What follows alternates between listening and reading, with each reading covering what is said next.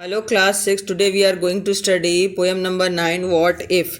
In this poem we study about a child who thinks about some dangerous types of happenings or things which would be done with him, and he very confused with those things, like what if something dangerous happens to him or the people around him, and what if the world stops revolving around the sun. Okay, what if the sun does not rise in the morning? Like these types of strangest things which would be happen with him, and the child's mind will with the very fear and confusion. Okay, so this type of talks or happenings are sometimes also come in your mind of also, or anybody's mind, that what happen when the sun is not rising, sometimes when what happened when the all things are in darken, or what would be happen if our parents get divorced, what happens with on those strangest conditions, when any type of mishappening which takes place with us. Okay, so let's start or to discuss this poem. Last night, while I lay thinking here, some what if crawled inside my ear and pranced and partied all night long and sang their same old what if song.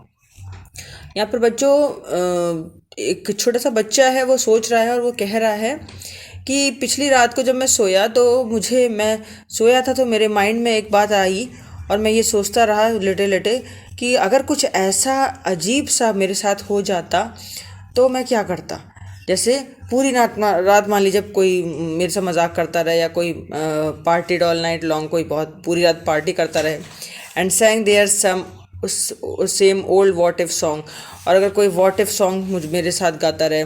What if I am dumb in school, अगर मैं school में गूंगा हो जाऊं तो क्या मेरे साथ होगा। What if they we close the swimming pool, अगर एकदम से स्विमिंग पूल बंद कर दिया जाए। What if I get beat up, अगर मुझे कोई पीटे। What's if there's poison in my cup, अगर कोई मेरे कप में पॉइजन डाल दे।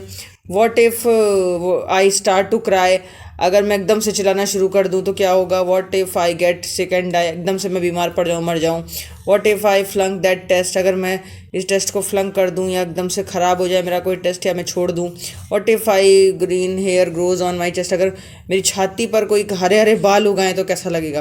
What if nobody likes me, अगर कोई मुझे बिल्कुल ना पसंद करे तो मेरा क्या होगा। What if a bolt of lightning strikes me, अगर ऐसा हो कि कहीं पर मान लीजिए कि ये जो बिजली चमकने वाली है वो मेरे ऊपर एकदम से गिर जाए। What if I don't grow taller, अगर मैं बड़ा ही ना हूँ तो क्या होगा। What if I my head starts getting smaller, अगर कहीं मेरा सर छोटा से छोटा हो जाए या छोटा होने लग जाए तो क्या होगा।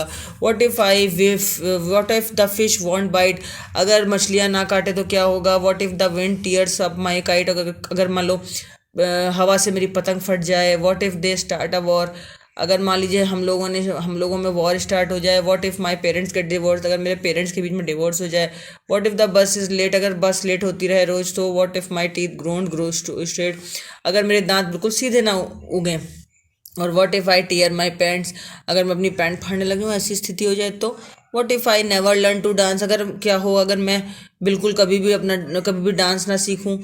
Everything seems swell and then, मतलब ये सारी चीज़ें जब मैं सोचता हूँ तो मेरा दिमाग ख़राब हो जाता है, एकदम से जैसे लगता है स्वेलिंग हो गई हो मेरे माइंड में, मेरा दिमाग काम करना बंद कर देता है।